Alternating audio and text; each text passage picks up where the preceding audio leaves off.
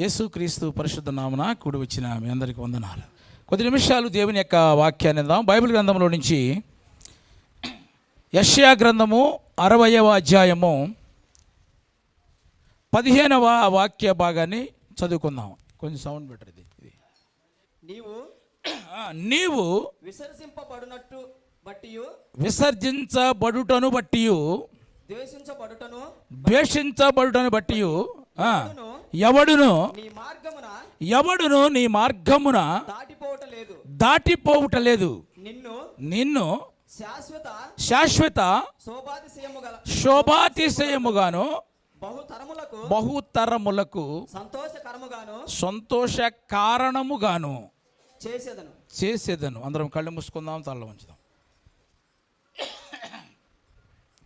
ప్రేమ కలిగిన తండ్రి, పరిశుద్ధుడా, నీకు వందనాలు.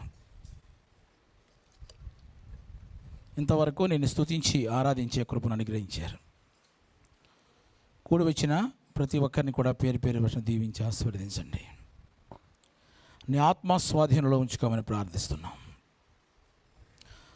నన్ను కూడా నాకు కూడా నీ ఆత్మాభిషేకం దయచేయండి. ఆత్మచేత నడిపించండి. ఈ చదవబడిన వాక్య భాగం ద్వారా మా అందరితో ప్రభువా మీరు మాట్లాడమని యేసుక్రీస్తు నామమున ప్రార్థించి స్తుతించి అడిగి వేడుకొనుచున్నాము తండ్రి, ఆమేన్.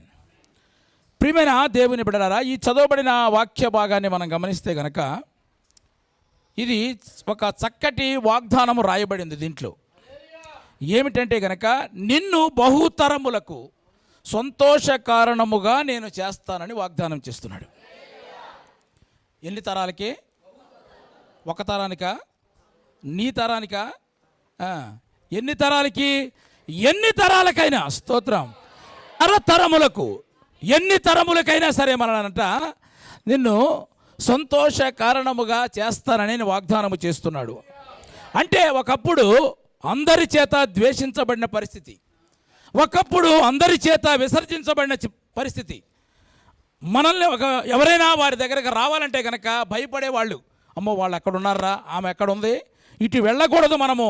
అలాంటి పరిస్థితుల్లో ఉన్న వారిని చూసి ప్రభు వాగ్దానం చేస్తున్నాడు ఏంటంటే కనుక నిన్ను అనేక తరములకు సంతోష కారణముగా చేస్తానంటున్నాడు. ఆమేన్, హల్లెలూయా.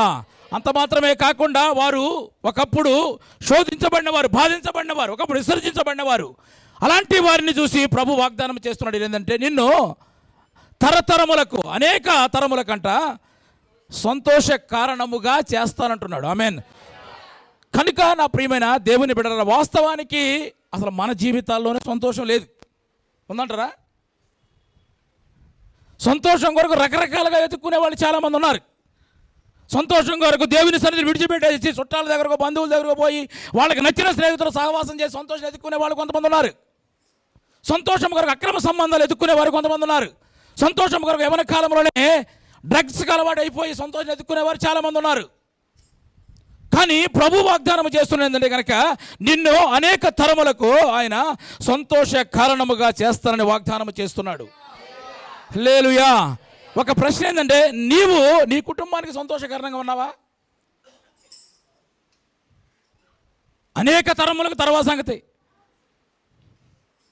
నీ భర్తకు నువ్వు సంతోషకరంగా ఉన్నావా? నీ భార్యకు సంతోషకరంగా ఉన్నావా? నీ బిడ్డలకు సంతోషకరంగా ఉన్నావా? అన్నిటికంటే ప్రాముఖ్యంగా నీవు దేవుని సంతోష వ్యక్తిగా ఉన్నావు. నువ్వు నిన్ను బట్టి దేవుడు సంతోషిస్తున్నాడా? నిన్ను బట్టి సంఘం సంతోషిస్తుందా? ఒకసారి మనం ఆలోచించాలి. కానీ ఈరోజు నా ప్రభు వాగ్దానం చేస్తున్నాడు ఏంటంటే కనుక నిన్ను అనేక తరములకు నిన్ను సంతోష కారణముగా చేస్తానని చెప్పి వాగ్దానం చేస్తున్నాడు. ఆమేన్, హల్లెలూయా. కీర్తన గ్రంథం 44వ కీర్తన 13వ వాక్యం చూస్తే కనుక 44:13 మా పొరుగు వారి దృష్టికి నీవు మమ్మును నీవు మా పొరుగు వారి దృష్టికి నిందాస్పదముగా చేసి ఉన్నావు. మా చుట్టూ మా చుట్టూ ఉన్న వారి దృష్టికి అపహాస్యాస్పదముగాను ఎగతాళికి కారణముగాను మమ్మల్ని ఉంచి ఉన్నావు. ఆమేన్. ఇక్కడ ప్రియమైన దేవుని బిడ్డ, ఇక్కడ కోరాహు కుమారులు బాధపడుతున్నారు. ఏమని బాధపడుతున్నారు? చేసింది తండ్రి తప్పు. ఎవరు చేశారు? కోరాహు. కోరాహు కుమారు రాస్తున్నారు కీర్తన. ఈ కోరాహు ఎవరు? దేవుని సేవకుల మీద తిరుగుబాటు చేసిన బ్యాచ్లో ప్రాముఖ్యమైన వాడు ఈ కోరాహు. చేసింది తప్పెవరు? తండ్రి. ఇక్కడ బాధపడుతున్నది ఎవరు? అవమానం వచ్చింది ఎవరికి? మనం బాగానే చేసి వెళ్ళిపోతాం తప్పులు చేసి. తర్వాత ఎవరికి బాధ? ఎవరిని అంటారు? ఇక్కడ కోరాహు కుమారులు బాధపడుతున్నారు. ఏమైనా మా పొరుగు వారి దృష్టికి నీవు మమ్మను నిందాస్పదముగా చేసి ఉన్నావు, మా చుట్టూ వారి దృష్టికి అపహాస్యాస్పదముగాను ఎగతాళికి కారణముగాను నీవు చేసి ఉన్నావు. ఎంత బాధపడుతున్నారండి? తప్పు చేసింది తండ్రి. బాధపడేవారు లక్ష్మణ్ ఎవరు? బాధపడేవారు ఎవరు? కొడుకులు. జాగ్రత్త. నీవు నీ కుటుంబానికి, నువ్వు సంఘానికి ఆశీర్వాదకరంగా ఉండవలసిన నీవు నిందాస్పదముగా ఎగతాళికి కారణంగా ఒకవేళ ఉన్నామేమో ఈరోజు. నా ప్రియమైన దేవుని బిడ్డలారా, దేవుడు వాగ్దానము చేస్తున్నాడు. నీ ఒకప్పుడు విసర్జించబడిన వ్యక్తివే కావచ్చు, నీ ఒకప్పుడు ద్వేషించబడిన వ్యక్తివే కావచ్చు. నిన్ను దగ్గరికి వెళ్ళాలంటే నీతో మాట్లాడి భయపడిన వారు చాలామంది ఉండొచ్చు. అమ్మో వాళ్ళ దగ్గరికా, అమ్మో ఆ ఇంటి మీదకి వెళ్తే కనుక అమ్మో తట్టుకోలేమరు వెళతో అనేటట్లుగా ఒకవేళ నీ జీవితం ఉందేమో. ఈరోజు ప్రభు వాగ్దానం చేస్తున్నాడు. ఏంటంటే కనుక నిన్ను అనేక తరములకు సంతోష కారణముగా చేస్తానని వాగ్దానం చేస్తున్నాడు. సంతోషంగా ఉండాలని మనం చెప్పొచ్చు మీరు కూడా. అనేక తరములకు, ఒక తరానికి కాదండి. మనం ఒక తరానికి బాగుంటే చాలనుకుంటాం. అనేక తరములకు సంతోష కారణంగా చేస్తానని చెప్తున్నాడు. దేవుడు ఎప్పుడు కూడా ఆశీర్వాదం ఇవ్వడానికి ఇష్టపడతాడండి. పొందుకుంటానికి మనకు అర్హత కావాలి. గ్లాసులో నీళ్ళు పోస్తూ ఉన్నాం అనుకోండి, గ్లాసులో నీళ్ళు పోసేవాడు పోస్తూ ఉంటాడు. గ్లాసులో నీళ్ళు నిండాలంటే ఏం చేయాలి? మనము గ్లాసుని కరెక్ట్గా పట్టుకోవాలి. అంతేనా? తిరిగేసి పట్టుకుంటే పోతాను ఉంటాయి.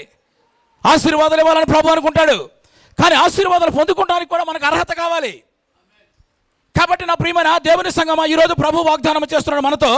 నీవు అనేక తరములకు సంతోష కారణముగా ప్రభు చేస్తానంటున్నాడు. అనేక తరాలకు సంతోష కారణముగా నేను కూడా ఉండాలి అనుకున్న ప్రతి ఒక్కరి కూడా రెండు చేతుల పైకి దేవుని స్తోత్రం చెబుదాం.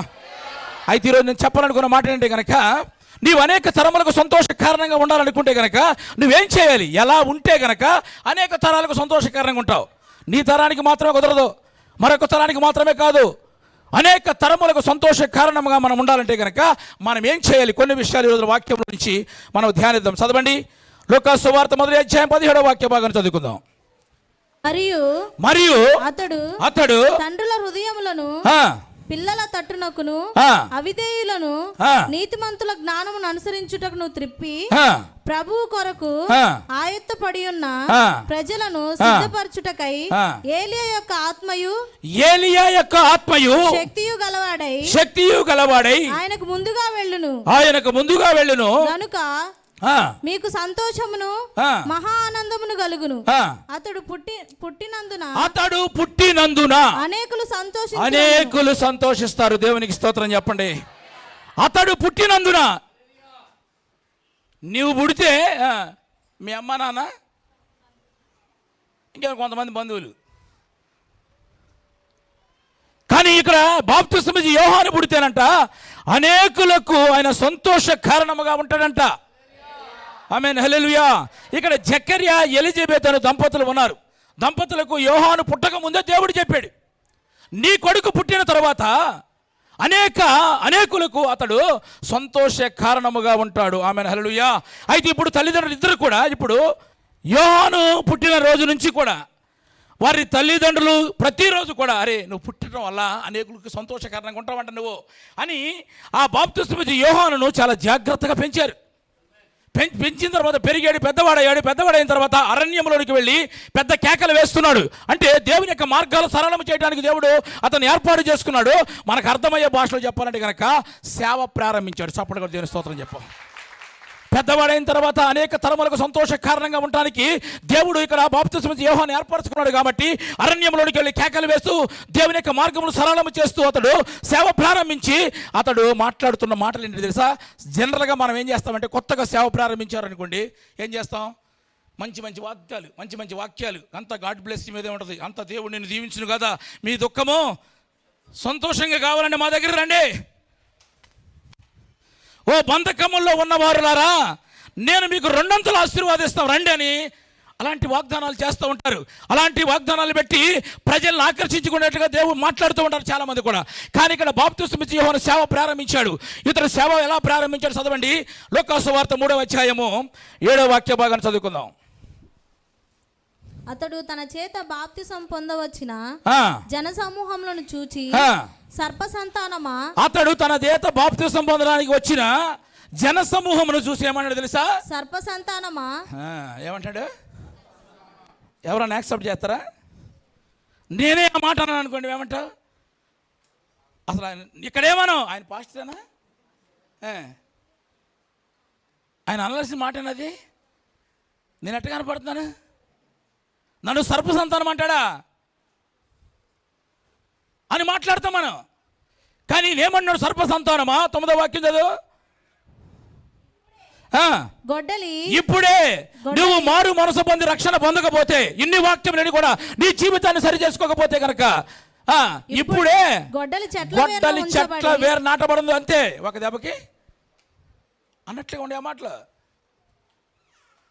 అయితే ఈ రీతిగా సేవ ప్రారంభించి అతడు మాట్లాడుతూ ఉన్నాడు.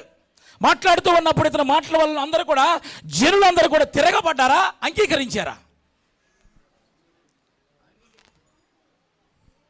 ఇప్పుడు జనరల్గా అయితే మనం అంగీకరించాం. ఇలాంటి మాటలు మాట్లాడతారా? ఇక్కడ దేవుడు ముందుగానే చెప్పాడు, నీ కొడుకు పుట్టడం వల్ల అనేకులకు సంతోషకారణంగా ఉంటాడు. ఇక్కడ అంగీకరించారు అనడానికి గల కారణం ఏంటంటే లూకా సువార్త 3వ అధ్యాయం 10వ వాక్య భాగాన్ని చదువుకుందాం. అందుకు జనులు అలాగైతే మేమేమి చేయవలెనని అడుగగా, స్తోత్రం చెప్పు. ఎట్లా మాట్లాడుతున్నారు తెలుసండి? సర్ప సంతానం అని అడుగుతుంటే ఏమన్నారు ఇప్పుడు? సరే మేమేం చేయాలి ఇప్పుడు? ఇంతకీ మనం అడుగుతామా? మళ్ళీ కనపడితే ఒట్టు, చర్చికి వస్తే ఒట్టు. అందుకు మేము ఏం చేయాలి? వీళ్ళందరూ కూడా సామాన్యమైన ప్రజలు. తర్వాత అది మరొక మాట, 12వ వాక్యం చదువు. సుంకరులను బాప్తిసం పొందడానికి వచ్చారు వాళ్ళు కూడా.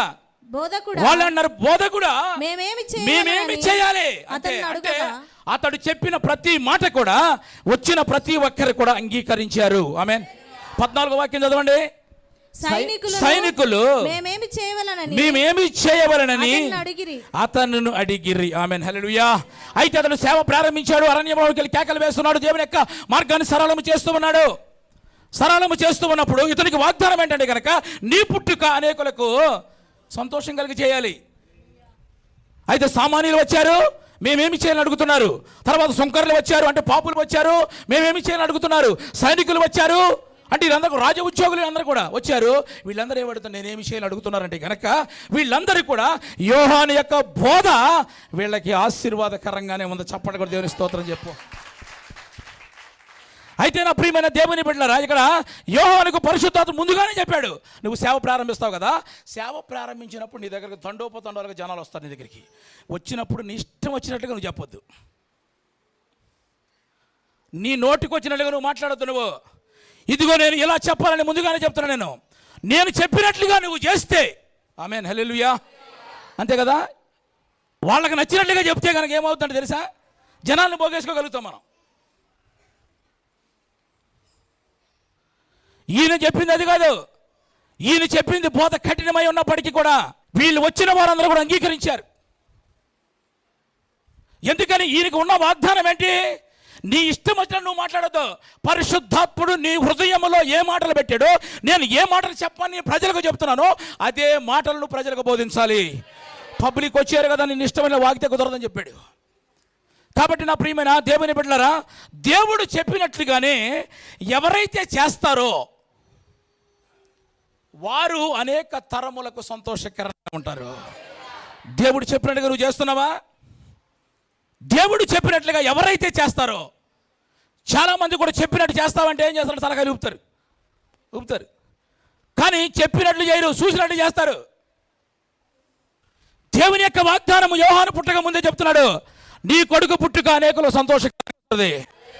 కాబట్టి నా ప్రియమైన దేవుని సంఘంలో ఉన్నావు, కుటుంబంలో ఉన్నావు, నీ రాక, నీ పుట్టుక, నీ ప్రవర్తన ఎలా ఉండాలి? అనేకులకు సంతోష కారణంగా ఉండాలంటే కనుక యోహాను గారు అతడి పబ్లిక్ ప్రజలు వస్తున్నారు, తండోపతండాలు వస్తున్నారని చెప్పి ఇష్టమైనట్టుగా మాట్లాడలేదు. పరిశుద్ధాత్ముడు ఏమి చెప్పంటే, సర్పసంతానమా ఇదిగో గొడ్డలి చెట్ల వేరు నాటబడి ఉన్నది, ఇది చెప్పండి. అలా చెప్పాడు అంతే. అక్కడ ఉన్న సామాన్యమైన ప్రజలు, అక్కడ ఉన్న పాపులు, సుంకరులు, అక్కడ ఉన్న రాజ ఉద్యోగులు, సైనికులు అందరూ కూడా ప్రభువుకు అప్పగించుకుని అందరూ బాప్తిసం తీసుకున్నారు. హల్లెలూయా. నీవు అనేకులకు సంతోష కారణంగా ఉండాలి అంటే ఏం చేయాలి? మనం ఇప్పుడు దేవుడు చెప్పినట్టు చేయాలి. అది చేస్తేనే, నువ్వు మనుషులు చెప్పినట్టు చేస్తే నీకు చెప్పినోడికి సంతోషంగా ఉంటావు. అంతే, నువ్వు అంతేనా?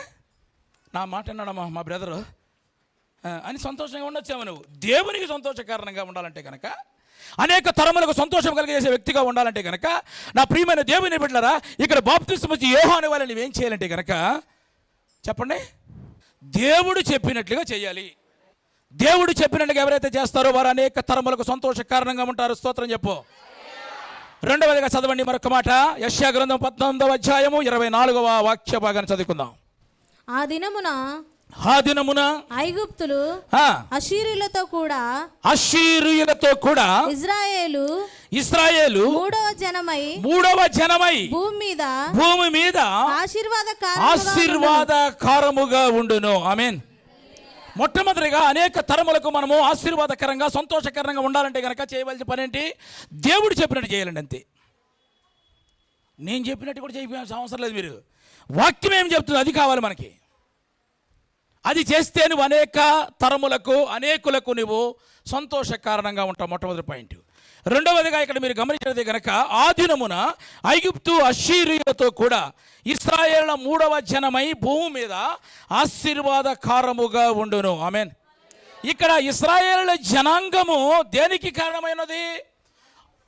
అనేక తరముల కంటే భూమి మీద ఆశీర్వాదకరంగా ఉన్నదని ఒక మాట చూస్తున్నాం మనము. అంటే కనుక ఇశ్రాయేలు అంటే కనుక ఆత్మీయమైన సంఘము.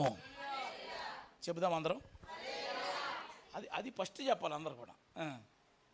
ఆత్మీయమైన సంఘము. ఎవరైతే సంఘములో స్థిరముగా నిలిచి ఉంటారో, స్తోత్రం చెప్పు, వారు అనేకులకు ఆశీర్వాదకరంగా ఉంటారు. అది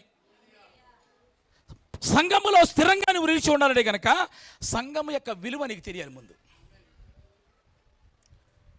సంఘము కొరకు యేసు రక్తమును కార్చాడు కదా, సంఘము కొరకు ఆయన ప్రాణత్యాగము చేశాడు, సంఘము కొరకే ఆయన తిరిగి రానై ఉన్నాడు. స్తోత్రం చెప్పు. ఆయన వచ్చినప్పుడు నువ్వు సంఘములో ఉంటేనే ఎత్తబడతావు. కాబట్టి నా ప్రియమైన దేవుని బిడ్డలారా, నువ్వు దేవుని మాట వింటున్నావు, నీవు సంఘములో ఉండగలిగితే గనక అనేకులకు నువ్వు ఆశీర్వాదకరంగా ఉంటావు. ఆమేన్. సంఘంలో కార్యక్రమాలు పెడుతుంటావు, ఎందుకని? నువ్వు బలపడుతూ ఉంటావని, అంతేగాని నువ్వు ఇంటికాడ కూర్చుంటావని కాదు. బుధవారం, గురువారం, శుక్రవారం అన్ని ప్రార్థనకు వచ్చిన వాళ్ళు చాలామంది ఇక్కడ ఉన్నారు. కుదరక రాని వాళ్ళు ఉన్నారు, వాళ్ళని దేవుడు దీవించును గాక. కావాలని మానేసులో ఉన్నారు, వాళ్ళకి ఎవరు దీవించాలి? ఇప్పుడు నువ్వు అనేకులకు ఆశీర్వాదకరంగా ఉండే మాటలు ఎవరికైనా చెప్తావు? నువ్వు చెప్పగలుగుతావా? నేను మొన్న ఆదివారం నుంచి 4 ప్రార్థనలకు వెళ్ళాను, నేను బలపడ్డానని చెప్పగలుగుతావా? రాకపోతే నువ్వు వస్తే కదా అనేకులకు ఆశీర్వాదకరమైన మాటలు చెప్తావు. అంటే సంఘం అంటే ఏంటో తెలుస్తుందా మీకు? తెలియకుండా ఎందుకు ఉంటుందో, తెలియకుండా వస్తున్నావా అని అవసరం. మీరు మార్కు సువార్త 15వ అధ్యాయము 42వ వాక్య భాగాన్ని మనం చదువుకుందాం.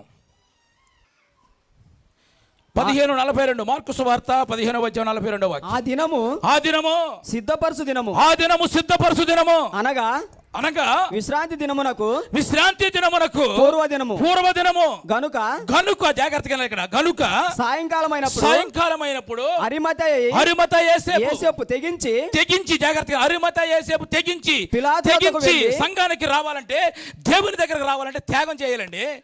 ఇక్కడ యేసుక్రీస్తు శరీరము కొరకు అరిమత యేసేపంట ఏమని చెప్తున్నాంటే కనుక ఆయన సాయంకాలం అయినప్పుడు, ఎందుకంటే ఆ దినము విశ్రాంతి దినమునకు పూర్వదినము, అది సిద్ధపరచు దినము కాబట్టి ముందుగానే ఆదివారం కొరకు సిద్ధపడాలి. కాబట్టి మనం ఆదివారం ముందు రోజునే అన్ని పనులు చేసుకుని ఏం చేయాలంటే మనము సంఘమునకు రావాలి.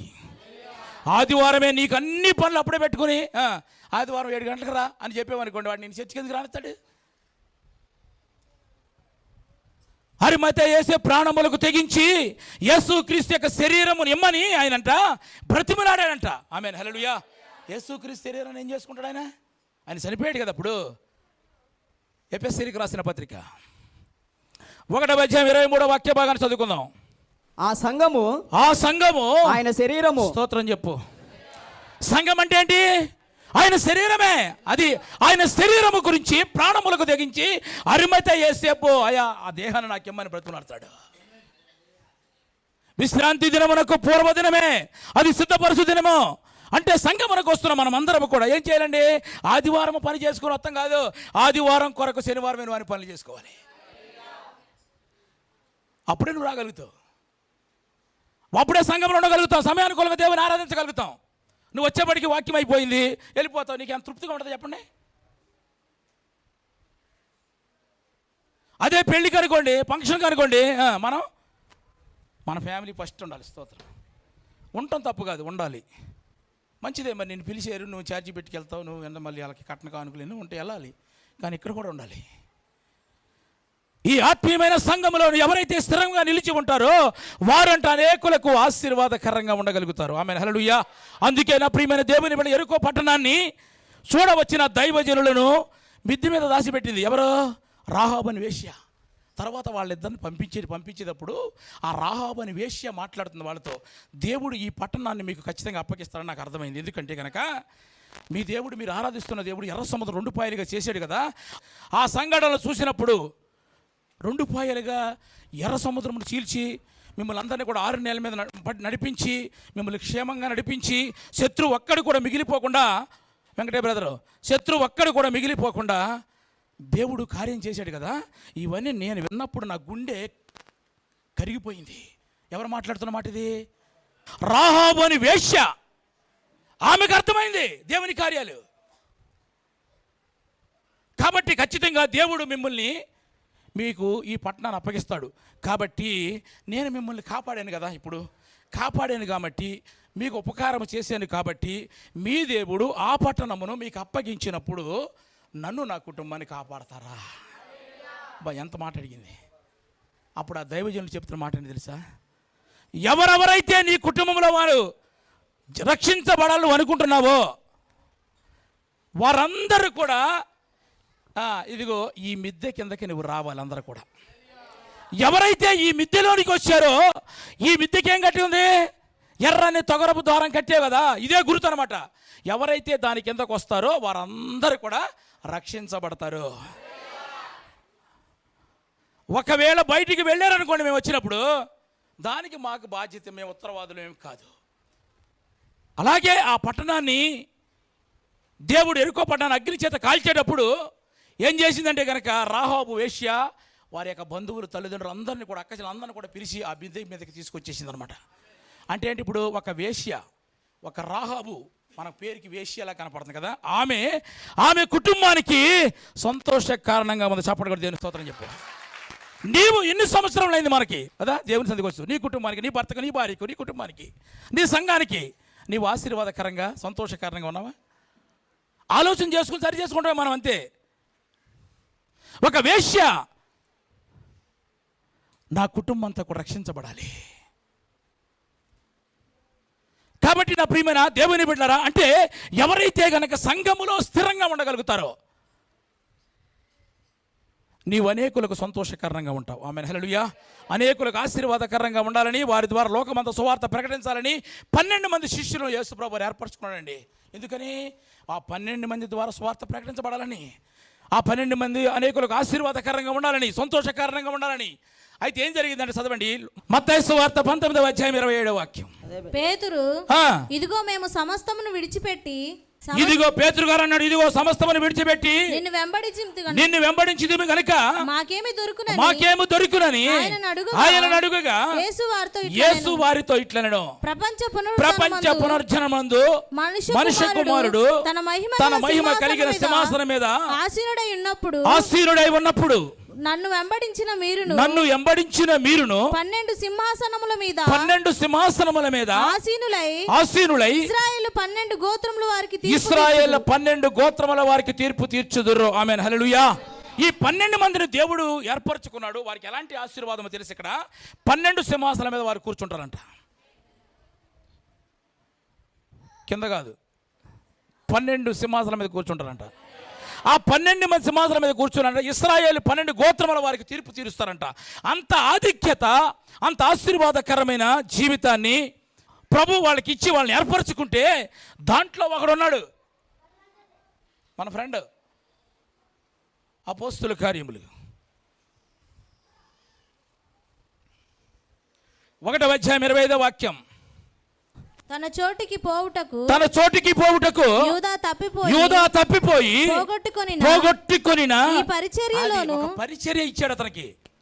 ఎవరికి? యూదాకి. 12 మందితో కలిపి ఈయన కూడా ఇచ్చాడు. కానీ ఇతను ఏం చేశాడు? అతనికి ఇచ్చిన పరిచర్యను పోగొట్టుకున్నాడు. అంటే ఇతను రూటే సెపరేట్. 11 మంది రూట్ వేరు, ఈయన రూట్ వేరు. కలిసే ఉంటాడు. నీ వెనకమాలో పక్కనో ముందో గొయ్యి తవ్వుతూనే ఉంటాడు. అందుకని రాయబడింది ఏంటి? అతని చోటికి పోవుటకు అతనికి ఒక ప్లేస్ ఇచ్చాడు దేవుడు. అది అక్కడికి వెళ్ళటానికి దాన్ని పోగొట్టుకున్నాడు, పరిచయాన్ని పోగొట్టుకున్నాడు. నీ వల్ల నీవు అనేకులకు ఆశీర్వాదకరంగా ఉండాలని కదా దేవుడు ఆ 12 మందితో నిన్ను కూడా ఏర్పరచుకున్నాడు. ఆ సంగతి నువ్వు గుర్తిరగలేదు, నువ్వు దాన్ని పోగొట్టుకున్నాడు.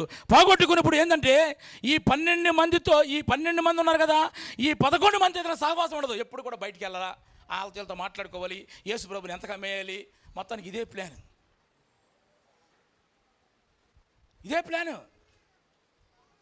నువ్వు అనేకులకు ఆశీర్వాదకరంగా ఉంటావంటే కదా, అనే కదా నీకు ఆ పరిచర్యను దేవుడు ఇచ్చాడు నీకు. అక్కడ రాయబడిన మాట ఈ పరిచర్యను పోగొట్టుకునే అనే మాట చూస్తున్నాం మనం. కాబట్టి లోకాసు వార్త 22వ అధ్యాయం 47వ వాక్యం ఏముందంటే కనుక చదవండి.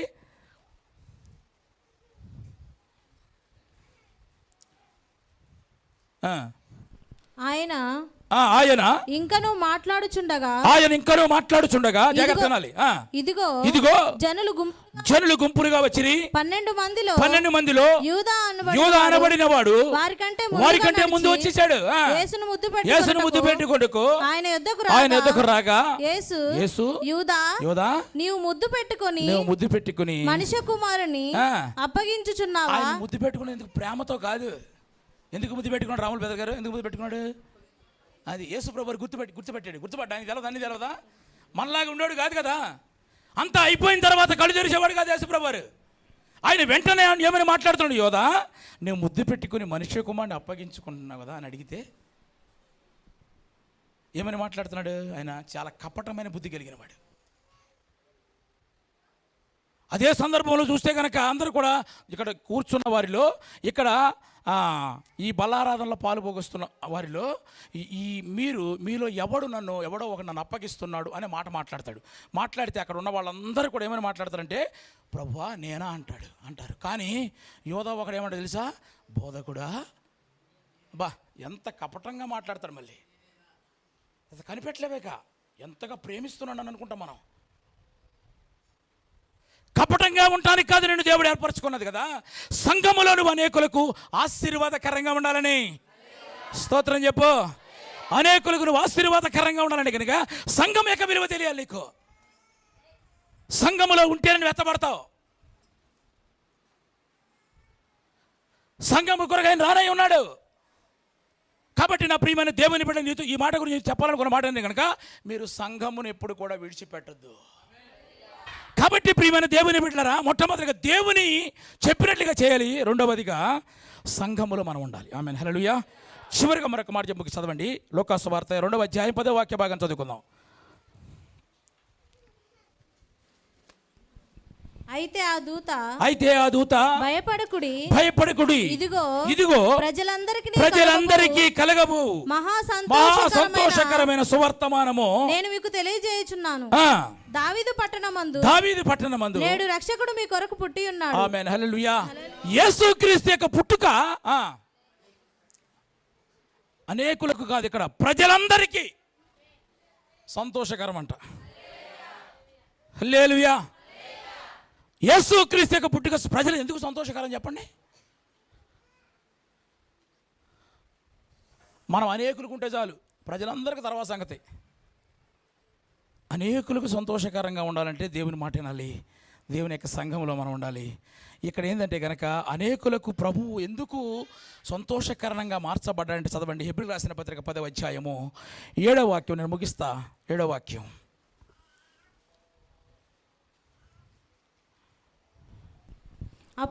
అప్పుడు నేను గ్రంథపు చుట్టలో నన్ను గూర్చి వ్రాయబడిన ప్రకారము దేవా నీ చిత్తము నెరవేర్చుటకు ఇదిగో నేను వచ్చి ఉన్నానండి. అది దేవునికి స్తోత్రం చెప్పండి.